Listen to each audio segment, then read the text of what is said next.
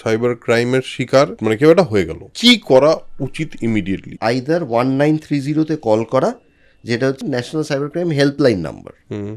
যদি 1930 কোনোভাবে রেসপন্ড করলো না, তখন যেটা করা সেটা হচ্ছে cybercrime.gov.in এইখানে গিয়ে কমপ্লেনটা রেজিস্টার করা। প্রথম হচ্ছে আমরা cybercrime.gov.in কমপ্লেনটা ফাইল করব উইথ অল দি ওই ট্রানজ্যাকশন আইডিগুলোকে আমাকে জানতে হবে।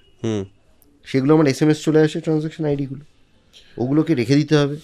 ফোন করে কার্ডটা ব্লক করিয়ে দিয়ে আমাদের এই cybercrime.gov.in উইথ অল ডেটা কমপ্লেনটা ফাইল করে দেওয়া। যদি আমরা 1 ঘন্টার মধ্যে করতে পারি, যেটা হবে সেটা হচ্ছে ডেস্টিনেশন অ্যাকাউন্ট যেখানে আমার পয়সাটা গেল সেখানে অন হোল্ড হয়ে যাবে, এবং অটোমেটিক্যালি আমি যে কমিশনারেট বা থানার দেবো, ডিক্লারেশন দেবো, তাদের কাছে অটোমেটিক্যালি এই কমপ্লেনটা ফরওয়ার্ডেড হয়ে যাবে।